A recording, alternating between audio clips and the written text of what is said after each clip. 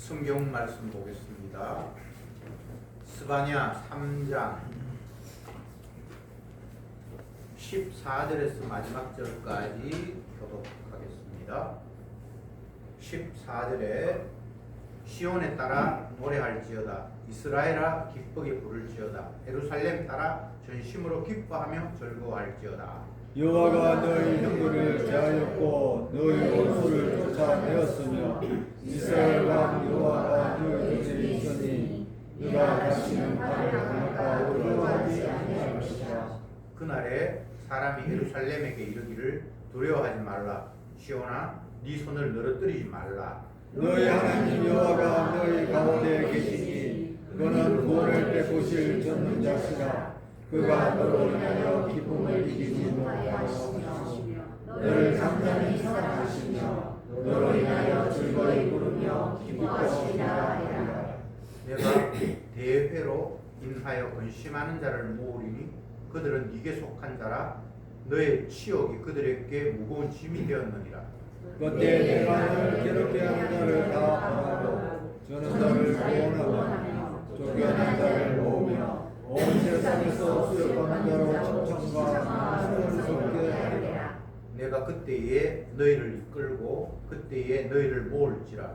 내가 너희 목전에서 너희 사로잡힘을 돌이킬 때에 너희로 천하 만민 중에서 명성과 칭찬을 얻게 하리라. 나 여호와의 말이니라. 아멘. 아멘. 스바냐 선지자는 이스라엘이 남북으로 나눠져 있는데 남쪽 유다가 멸망하기 약 40년 전에 하나님 앞에 계시를 받아서 이 말씀을 기록했습니다. 그러니까 자기가 이 말씀을 백성들에게 전할 때는 이제 40년 후면 남쪽 유다가 완전히 멸망해서 나라가 없어질 그 시점, 이 당시에도 나라가 엉망진창이 되어서 조상 숭배하고 개판이 된 그런 상태에서 하나님 앞에 계시를 받아서 이 말씀을 하는데, 1장이 시작될 때에는 너희들이 하나님을 사랑하지 않고 우상 숭배했기 때문에 진멸할 것이다 라는 이야기를 거듭 했습니다. 그런데 이제 마지막 절에 와서는 내가 너희를 다시 모을 것이고 천하 만민 중에서 명성과 찬송을 얻게 하리라, 이렇게 말씀이 끝이 납니다. 시작과 끝이 전혀 양상이 달라요. 그런데 스바냐는 결국 자기 나라가 멸망하는 그 모습을 온몸으로 경험하고 그 나라가 다시 회복될 그 긴 70년 후는 이미 살지도 않는 그런, 자기 개인적으로 보면 이 애언이 멸망하는 지점에만 자기가 살았지, 다시 그 이후에 이스라엘이 회복되는 그때에는 자기는 이미 없는 때예요. 제가 왜 이런 말씀을 드리는가 하면, 우리가 하나님의 말씀을 대하면서 자꾸 내 관점에서 이 말씀을 좋을까 나쁠까, 수용할까 말까 이런 식으로 받아들인다는 걸 제가 지적하고 싶어서 이런 말씀을 드리는 겁니다. 이스라엘의 회복, 궁극적으로 말하면 예수님이 오셔서 그분이 자기 백성의 죄를 위해서 피 흘리고 돌아가신 그 상황에 이스라엘은 회복됩니다. 그전에는 회복이 뭐가 없어요. 그러면 구약시대의 그 사람들은 예수님 오시기 이미 전에 다 죽어버렸는데 도대체 그들에게는 어떻게 이 말씀을 받아들일 수 있을까? 자꾸만 인간의 관점에서 하나님의 말씀을 이해하려고 하지요. 또 예를 들어 봅시다. 하나님이 모세를 불러서 네 백성을 애굽에서 끄집어내서 네 조상이 살던 가나안 땅으로 가게 하라 라고 말씀을 하셨잖아요. 그런데 모세가 하나님이 시키니까 억지로 그 일을 할 수밖에 없었어요. 하나님이 시키면 거절할 수가 없어요. 왜? 하나님은 내보다 강하사 나를 이기셨나이다. 주님이 시키는데 나 안 할래요 라고 할 수 있는 인간이 없어요. 그래서 그냥 못 주고 사는 거예요. 백성들도 말 안 듣고 애구왕도 말 안 듣고 본인도 막 미칠 지경이에요. 근데 하나님 시키니까 그 일을 해야 되죠. 그런데 결정적으로 머리밭 사건, 반석에서 물을 낼 때 화가 나서 이제 지팡이를 막 치잖아요. 그러니까 네가 나를 모욕했다, 내 말을 순종하지 않고 네가 화를 냈다고 하면서 너는 가나안 땅에 못 들어가, 이렇게 말씀하셨잖아요. 본인은 못 들어가는데 백성들은 그게 집어넣는다. 이게 개인적으로 보면 참 힘 빠지는 일이죠. 그런데 하나님이 말씀하신 내용을 내 개인에게 적용시켜서 이건 나한테 유리할까 불리할까 이런 거 따지는 것 자체가 이게 마귀적인 발상이에요. 주님은 자기 뜻 이루십니다. 그러면 성도는 주님은 당신이 약속하신 것을 반드시 이루시는 분이군요. 지금 현재 중간 과정에서 아직 완성이 되지 않은 과정에서 중간 과정에서 볼 때도 지금 주님이 약속하신 거 잘 이루어 가시는군요 라고 그냥 박수 치면 돼요. 그럼 아무 문제가 없어요. 근데 인간은 그럴 마음이 없어요. 이렇게 되면 안 되는데 계속해서 내 입장에서 안 되는데를 반복하죠. 울산 지역이 이 여름에 비가 안 와가지고 온도도 뭐 덥고 힘들지만 곡물이나 여러 가지가 이제 문제가 생기고 저수지에 물도 없고 그러는데 또 저 충청도 지방에 저쪽에 또 비가 굉장히 많이 왔대요. 그러면 하나님이 이렇게 일하신다 이런 생각보다는 왜 이렇게 비가 안 오지? 이게 다 내 중심이거든요. 날씨가 왜 이렇게 덥지? 주님이 덥게 하셨어요. 사실은 답이 없습니다. 그냥 더우면 더워야 되고 아프면 아파야 되고 피조물은 그런 거예요. 근데 이 주님의 일하심을 자꾸만 우리의 관점에서 내가 불편하고 아쉽고 힘들고 하니까 그러면 이런 상황 말고 내가 좋은 쪽으로 환경을 돌렸으면 좋겠다라는 그런 생각이 그냥 우리에게는 들어요. 날 더우면 좀 시원했으면 좋겠다. 내가 아프면 빨리 좀 나았으면 좋겠다. 근데 이건 하나님 뜻이 아니고 내 뜻이잖아요. 근데 여기에서 두 주가 공존하는 게 돼요. 예수님이 주인인데 그래서 자기 뜻대로 지금 하고 계시는데 내가 갑자기 툭 나가지고 내가 주가 되어서 이거는 안 돼.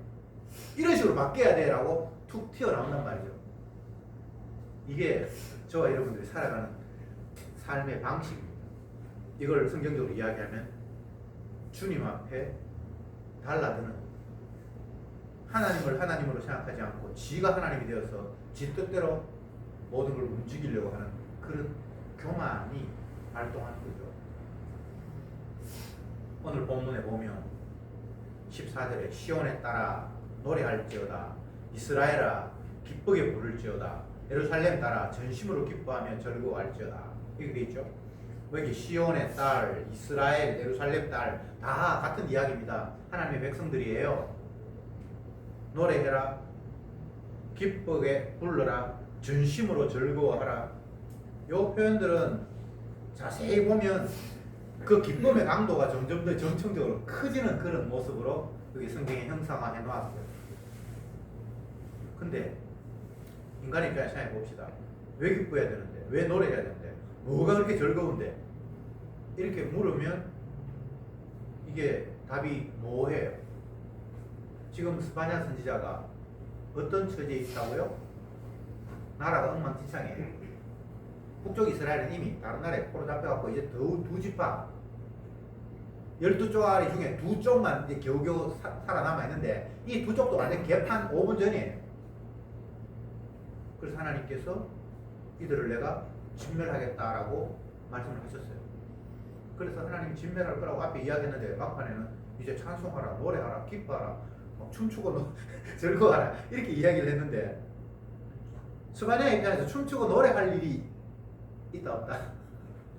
전혀 그럴 기분은 아니에요. 그러면 그 당시에 살고 있는 그 동족들은 춤추고 노래하고 기뻐할 뭐 조건이 됩니까? 전혀 아니죠.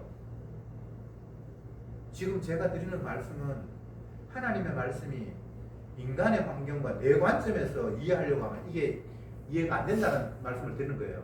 근데 주님은 기뻐하게 하겠다는 거예요. 이게 주님의 약속이에요.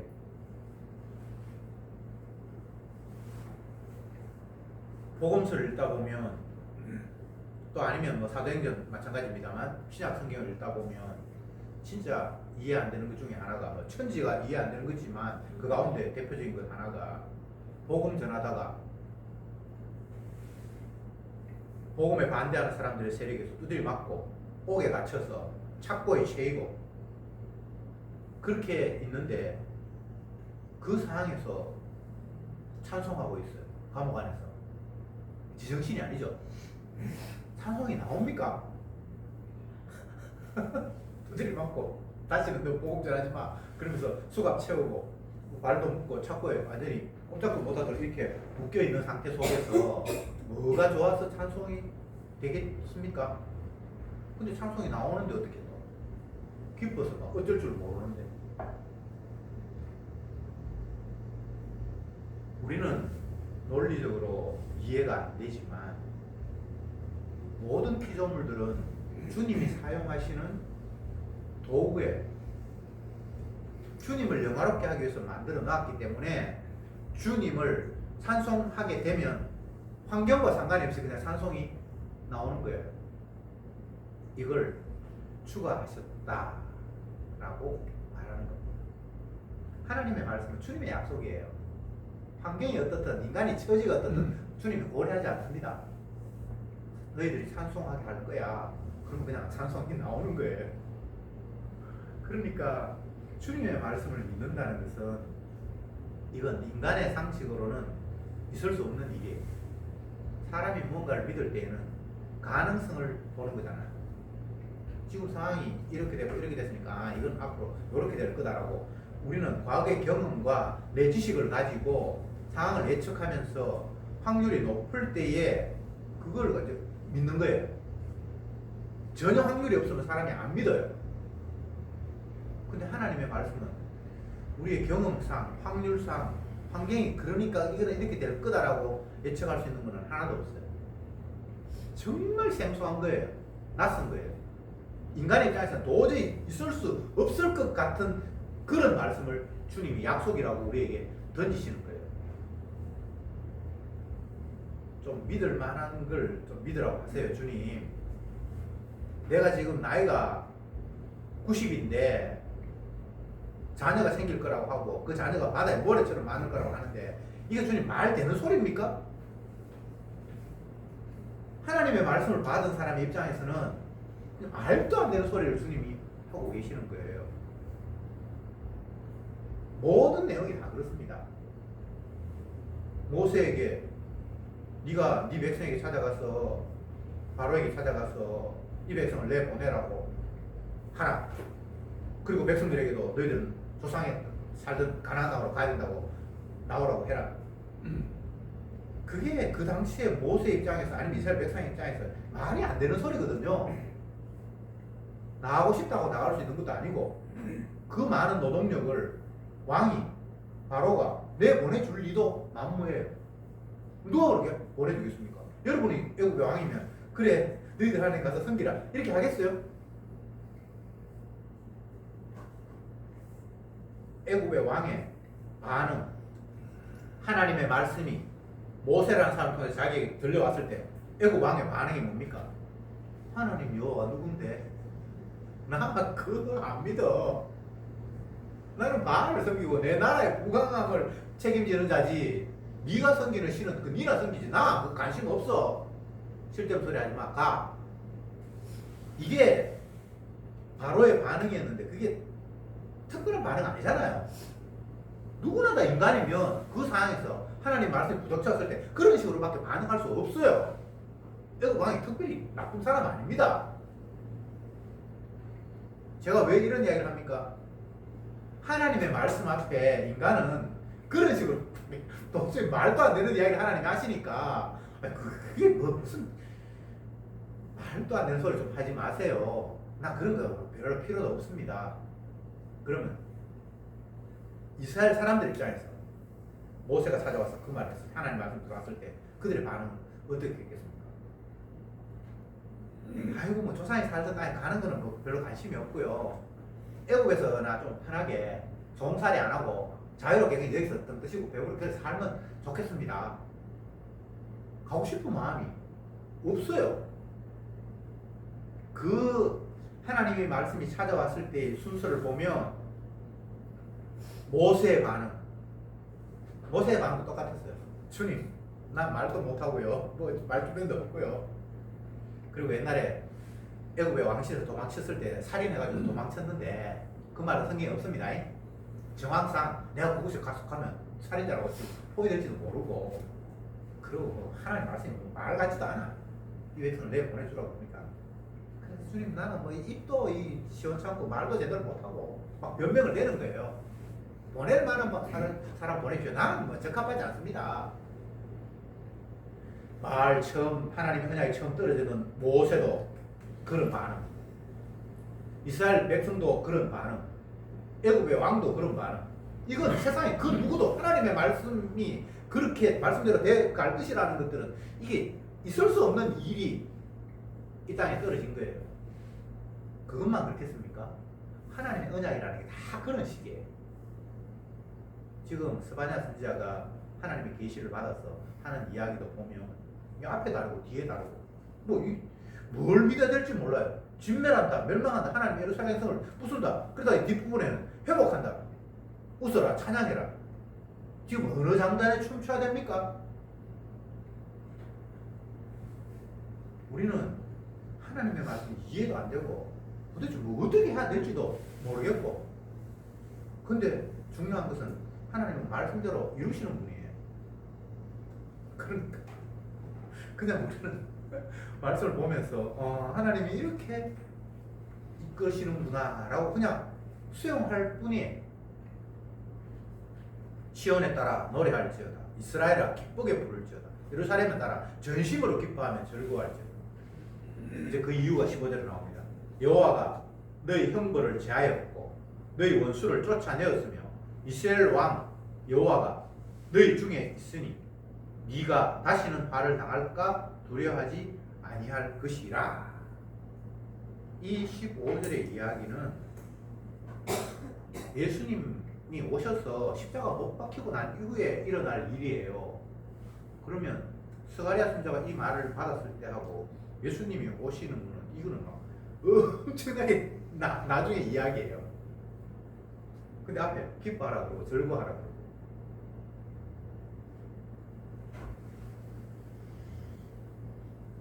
너희 형벌을 제하였고 너희 원수를 쫓아내었으며 이스라엘 왕 여호와가 너희 중에 있으니 네가 다시는 화를 당하지 않을 것이다. 그러면 이스라엘 왕이 오기 전에는 화를 당할 것이고 고난 당할 것이고 나라가 엉망진창이 될 것이지만, 그리고 너희들의 죄에 대해서 벌할 것이지만, 그분이 오면 너희 형벌을 제해버리고 원수를 쫓아내고 진짜 왕이 되어서 너희들을 지켜서 너희들 더 이상 화를 당하거나 고통당하거나 어려운 일이 없을 것이다.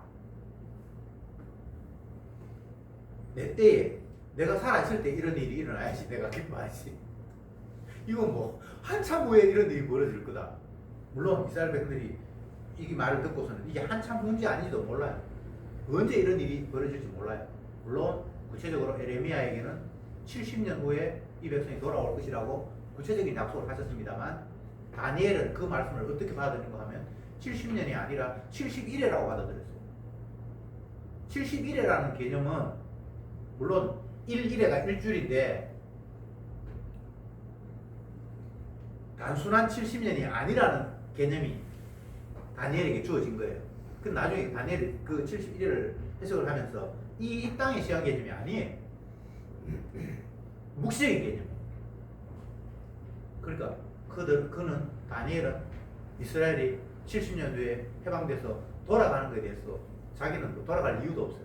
71회니까 이게 이스라엘의 해방이 아니라고 생각한 거예요. 이스라엘 백성들이 포로가 막 돌아오고 막 하잖아요. 다니엘은 다른 개념을 이미 받아들였어요. 그럼 누가 맞는가? 70년 후에 돌아가는 것도 맞고요. 그 70년이 이 70년이 아니라 71회 주님의 시간이 따로 있다라는 게 또 맞고요. 다 맞아요. 참 하나님의 말씀이 복잡하고 어렵고 우리가 도대체 어느 장단에 춤춰야 될지 모르는 그런 기이한 말씀이에요. 더 구체적으로 말씀을 드리면 70년에 돌아가는 그들은 영원한 71회에 완성될 완벽하게 이스라엘이 회복될 것들의 조짐 시초라고 보면 돼요. 고 돌아가면 앞으로 이런 일이 있을 것이라는 걸 견본으로 보여주는 맛보기로 돌아가서 초라한 성전 다시 회복하고, 근데 그게 영원한 성전은 아니거든요. 그 두 개 다 맞아요. 오늘날 성도가 영원한 하늘나라에 앉힌 것은 확실하지만 이 땅에서 누리는 이 기쁨과 행복은 그 나라의 맛보기라고 생각하면 됩니다. 여기서 아무리 기뻐도 이게 천국 아니에요.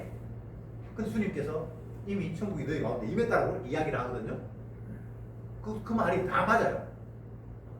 무슨 말인지 아시겠습니까? 70년 만에 돌아온다는 말도 맞고 그 70년이 70년이 아니라 71회다 라는 그 말도 맞아요. 저와 여러분들은 이 땅에서 주님께서 약속하신 그 약속이 하나하나 이루어지는 과정 속에 놓여 있습니다. 아직 최종적으로 이루어진 건 아니지만 부분적으로 터뜨리는 그 하나님의 약속의 성취가 우리를 지금도 인도하고 있어요. 그래서 이 땅에서 천국을 맛보고 이 땅에서 주님의 평안을 맛보고 이 땅에서 주님의 용서를 맛보고, 물론 구약과 신약은 차이가 있습니다만 저와 여러분들은 이미 주님의 용서 안에 살고 있는 자입니다. 형벌을 제하고 그 원수를 쫓아내며, 형벌을 제한다. 정죄함이 없다는 이야기잖아요. 죄는 있는데 그 죄에 대한 벌은 없다는 거예요. 이게 여호와가 하시는 일, 이스라엘의 왕이 하는 일이에요. 이것을 로마서 8장 1절에서 그리스도 예수 안에 있는 자에게는 결코 정죄함이 없나니, 이 이야기가 이 표현에서는 구약에서 이렇게 표현되어 있어요. 항상 같은 이야기예요. 죄를 짓는데 벌을 받는 게 합당한데 왕이 가서 너희들에게 정죄함이 없게 하겠다. 그러니까 이게 믿어지는 사람에게는 얼마나 큰 기쁨인지 몰라요.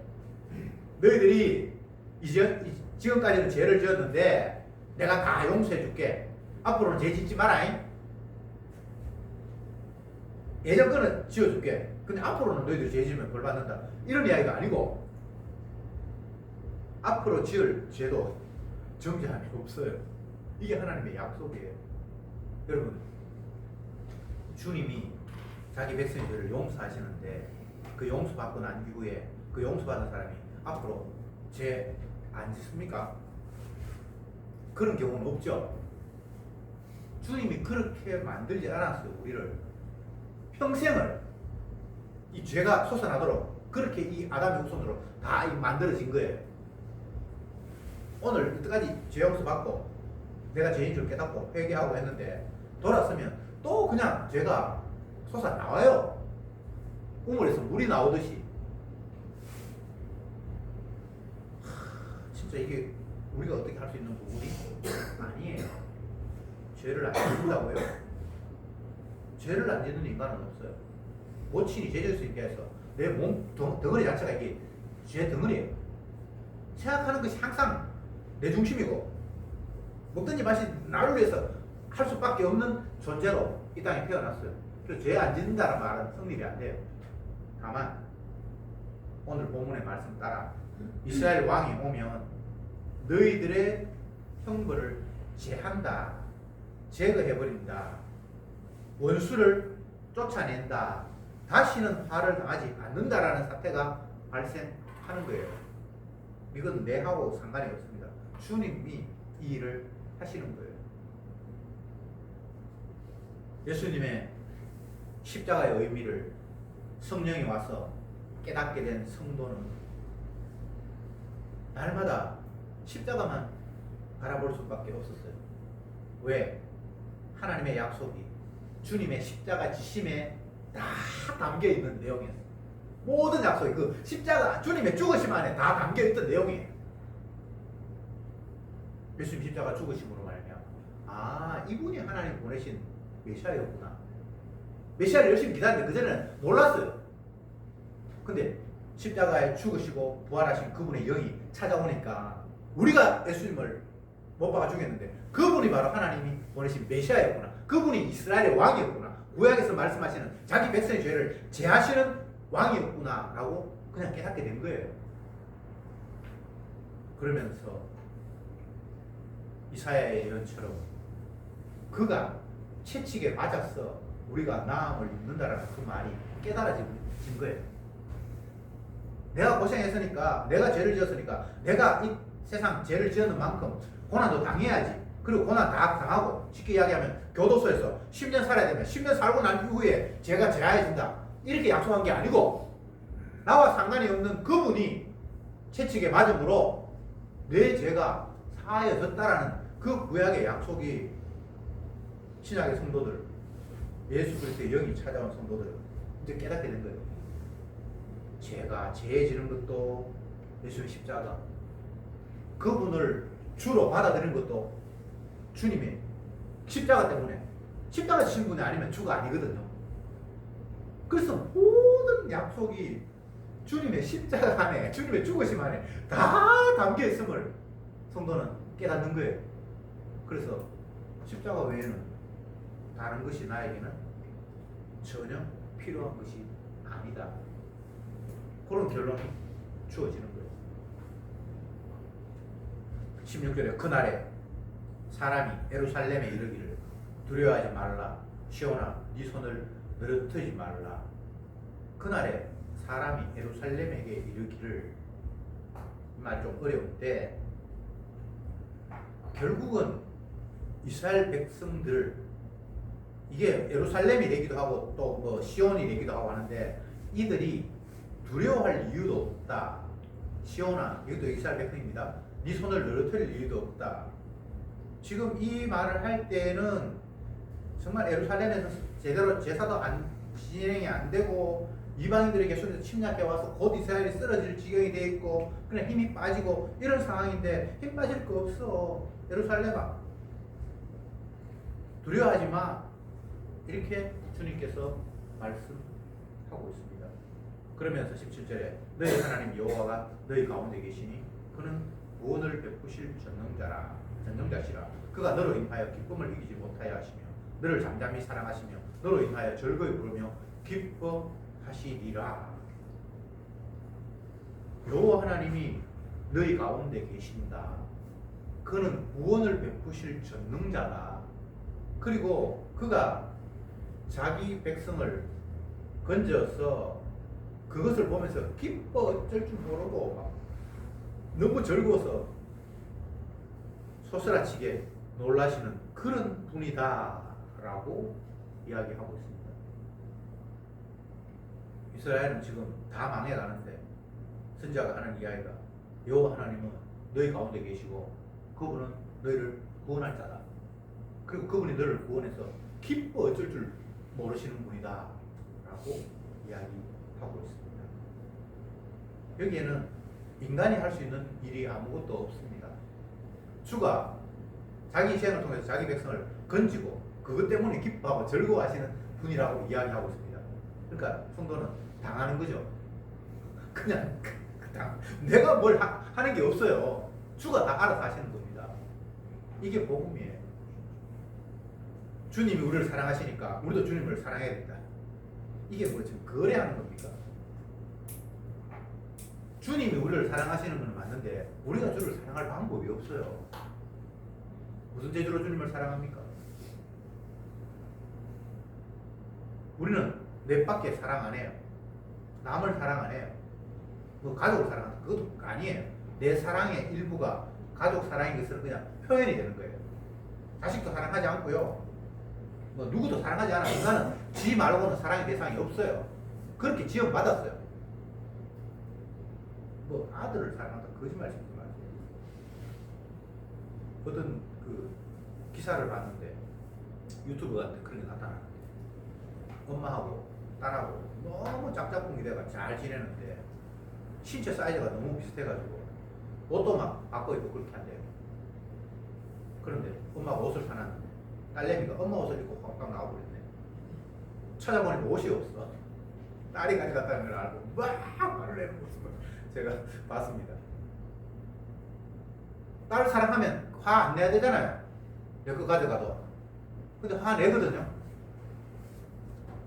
이게 적정한 이해가 될지 모르지만 인간은 어쨌건 자기 말고는 없어요.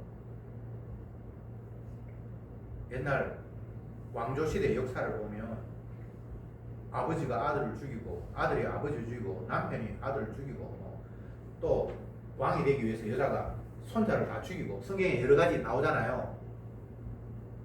자손들 왜 죽이죠? 지 왕 되는데 긁어칠까봐 다 죽이는 거예요.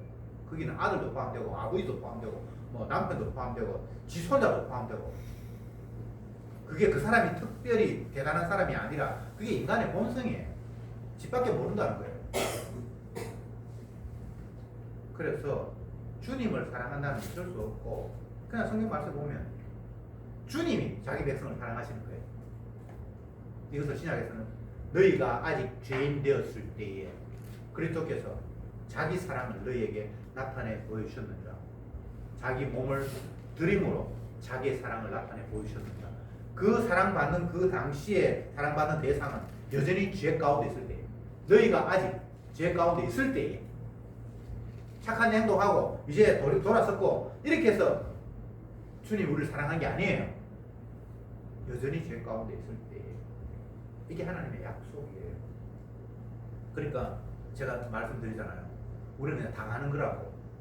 내가 뭐 잘해서 하나님 복 받고 그런 게 아니고 재용서 받고 그런 게 아니고 주님이 자기 백성이라고 내가 죄를 씻겠다고 작정하셨기 때문에 그냥 일방적으로 때가 되어서 용서가 자기 백성에게 쏟아 부어진다는 이야기를 오늘 본문은 우리에게 들려주고 있습니다. 18절에 내가 대회로 인하여 근심하는 자를 모으리니 그들은 네게 속한 자라 너의 치욕이 그들에게 무거운 짐이 되었느니라. 이 말씀이 좀 어려운데 내가 대회로 대회는 큰 모임 이런 뜻인데 절기 지키는 거 6월절 뭐 맥주절 이런 거 있잖아요. 그 절기를 인하여 근심하는 자를 모으리니 절기 때문에 근심하는 자 이들은 하나님을 제대로 섬겨야 되는데 우리가 6월절이 됐는데 주님의 성전에 나아가야 되는데 남의 나라 포로 돼가지고 우리가 6월절 돼도 하나님을 제대로 못 섬기고 하면서 그 절기가 돌아올 때마다 가슴 아파하고 하는 그런 사람들을 모으리니 결국은 주님의 성전 앞에 모으리니 그들은 네게 속한 자라. 예루살렘 백성이다 이 말입니다. 너의 치욕이 그들에게 무거운 짐이 되었느니라. 그러니까 절기가 되어도 하나님을 섬길 수 없는 그 상태가 만약에 예루살렘 성이었고 그 성전이었다면 얼마나 수치스럽습니까? 6월절이 됐는데 당연히 이스라엘 백성들이 성전에 와서 하나님 제사하고 섬겨야 되는데 백성들은 남의 나라 포로로 끌려가 버렸고 성전은 폐허가 되어 있는 상태 속에서 6월절이 와도 아무 6월절 제사가 없고 그 상황을 치욕이라고 했습니다. 그게 이스라엘 백성들에게 또 예루살렘 성에 무거운 짐이 되었다. 19절에 그때에 내가 너를 괴롭게 하는 자를 다 벌하고 저는 자를 구원하며 쫓겨난 자를 모으며 온 세상에서 수욕받는 자로 칭찬과 명성을 얻게 하리라. 이게 주님께서 하시는 겁니다. 내가 할 수 있는 게 아니고요. 주께서 하시는 거예요. 내가 할 수 있는 일은 없어요. 남의 나라 포로 잡혀갔는데 6월절 돼가지고 뭐 어떻게 6월절 지킬 수가 있습니까? 안 되죠. 성전에 찾아가야 되는데 주님이 계신 곳에 찾아가야 되는데 법궤가 있는 곳에 찾아가야 되는데 안 돼요. 그러니까 성전도 부끄럽고 이스라엘 백성들도 부끄럽고 그 상황이 하나님을 찬송해야 될 날에 찬송할 수 있는 그 조건 성전이 뭐 있어도 백성들이 다 끌려가서 여기에서 찬양이 제대로 안 되는 그 상태는 성전도 부끄럽고 쫓겨간 백성도 부끄럽고 근데 주님께서 때가 되어서 그 괴로움들을 다 물리치고 쫓겨난 자들을 모아서 그 부끄러움 당하는 자를 이제는 칭찬과 명성을 얻게 하실 것이다. 제대로 제사가 진행이 되어서 하나님을 영화롭게 하면서 주님 앞에 기뻐할 그런 날을 주님께서 만들겠다라는 겁니다. 결국 이것은 신약시대에 성령이 와서 십자가의 의미를 깨닫는 주님의 백성들이 그 십자가를 찬양하며 감사하는 그 때가 올 것이라는 이야기입니다. 십자가를 안다는 것은 주의 영이 찾아왔다는 거예요.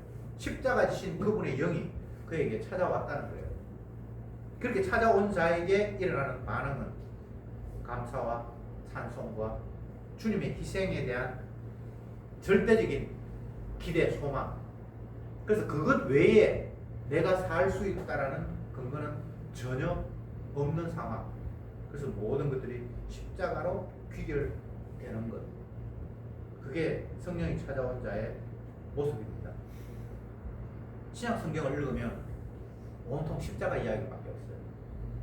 사도 바울은 노골적으로 이야기했고, 내가 십자가, 예수님께서 십자가에 못 박히신 것 외에 너희들이 아무것도 알지 않기를 원한다. 어리석도다 갈라디아 사람들이요, 십자가가 너희 눈에 밝히 보이거든 누가 너희에게 너희를 유혹하느냐. 십자가가 밝히 보이거든 유혹 자체가 유혹이 안 돼요. 왜?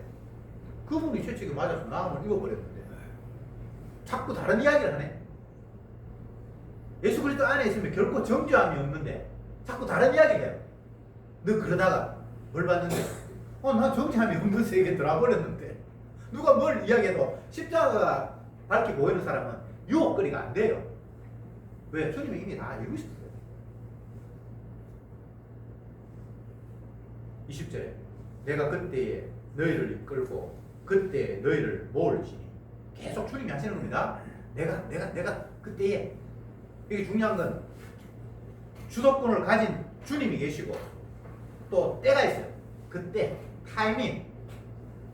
주님의 때에 주님께서 모든 것들을 다 이루신다는 거예요. 이건 성경 어디를 봐도 다 이렇게 되어 있어요. 인간이 어떻게 할 수 없습니다. 나의 때가 아닙니다. 주님의 때입니다.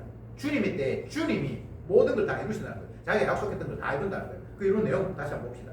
내가 그때에 너희를 이끌고 그때에 너희를 모을지니 내가 너희 목전에서 너희 사로잡힘을 돌이킬 때에 너희로 천하 만민 중에서 성과 칭찬을 얻으리라. 나 여호와의 말이니라.